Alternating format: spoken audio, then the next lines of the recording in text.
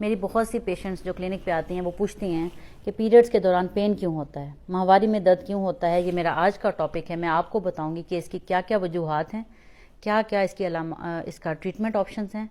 तो इस टॉपिक में आपको जो भी चीज़ समझना है आप कमेंट करके मुझसे कमेंट में पूछ सकते हैं।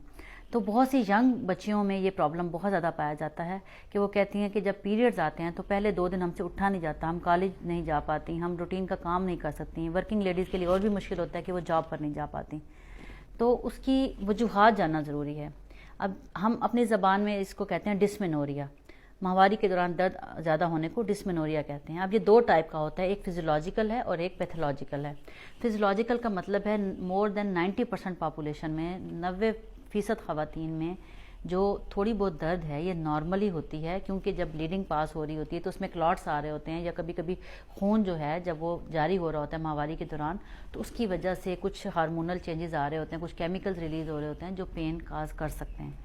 तो थोड़ा बहुत दर्द होना तो नॉर्मल है, और 90% ख़वातीन को दर्द होता है और हम इसको नॉर्मल ही कंसिडर करते हैं, जिसको कि थोड़ी बहुत पेन किलर लेकर या गर्म पानी की बोतल की टकोर कर कर ठीक किया जा सकता है।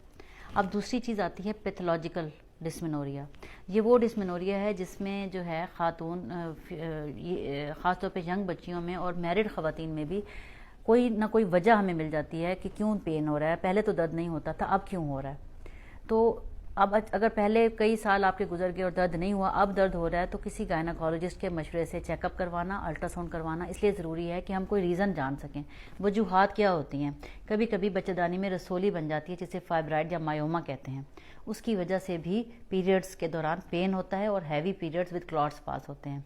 दूसरे नंबर पे कभी कभी कुछ ख़वातीन में चॉकलेट सिस्ट बन जाते हैं जिसे हम एंडोमेट्रियोसिस कहते हैं, जिसे हम कहते हैं खून पानी की थैलियाँ बनना। इसकी वजह से भी पीरियड्स में शदीद दर्द होता है, बल्कि नाज़िया और वॉमिटिंग भी हो सकती है, उल्टी भी आ सकती है। तीसरे नंबर पे कभी कभार छोटी सी ग्रोथ एंडोमेट्रियम के अंदर बन जाती है जिसे पॉलिप कहते हैं, एंडोमेट्रियल पॉलिप। ये पॉलिप ये भी पेन करते हैं और इसकी वजह से भी दर्द होता है। और चौथे नंबर पे वो ख़वातीन जिन्होंने वक्फे के लिए कोई कॉइल रखवाई होती है जिसे हम कॉपर IUCD कहते हैं, वो भी डिस्मेनोरिया काज कर सकती है। तो अगर आपको पहले दर्द नहीं होता था और अचानक इतना दर्द शुरू हो गया है कि उठना बैठना मुश्किल हो गया है, तकलीफ़ हो रही है, चलना मुश्किल हो गया, घर का काम नहीं कर पा रही, रूटीन की आपकी क्वालिटी ऑफ लाइफ जो है वो मुतासिर हो रही है, तो ज़रूर गायनाकोलॉजिस्ट के मशवरे से इलाज करवाना चाहिए, अपना प्रॉपर टेस्ट करवाने चाहिए। एक ट्रांस विजाइनल स्कैन होता है, इंटरनल स्कैन भी इसे कहते हैं, एंडो विजाइनल स्कैन भी इसको कहते हैं, ट्रांस विजाइनल स्कैन भी कहते हैं।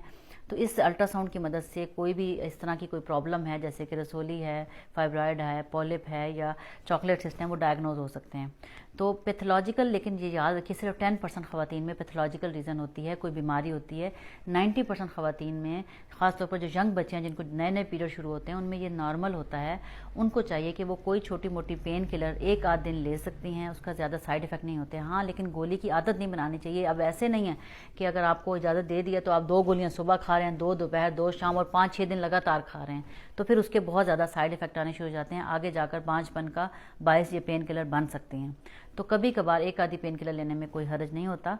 इसके अलावा जो नेचुरल रेमेडीज़ हैं पेन को ट्रीट करने की, गर्म पानी की 1.5 लीटर की बोतल में जो है ना तेज़ गर्म पानी डाल लें जो गीज़र से निकला हुआ होता है, और उस गर्म पानी की बोतल से, जैसे कि हमारे पुराने ज़माने का कल्चर है, हमारी अम्मियाँ बताती हैं कि उस गर्म पानी की बोतल से पेट के निचले हिस्से में टकोर कर लें, और तेज़ गर्म दूध में 1 चम्मच फ्रेश जो हल्दी है अगर वो डाल के, और एक अंडा जो है वो फेंट के डाल लें दूध में गर्म करके, वो पी लें, तो उससे भी ये पेन ठीक हो जाता है। और कुछ लोगों में ये जो है गर्म चीज़ खाने से, यानी कि ये जो सूप होता है, यखनी पीने से, उबला हुआ अंडा खाने से ये पेन ठीक हो जाता है। तो अपनी खुराक को बेहतर करें। पीरियड्स के दिनों में लोग खाना पीना दर्द की मारे छोड़ देते हैं। उबला हुआ अंडा लें, सूप लें, यखनी लें और गर्म पानी की बोतल से टकोर करें।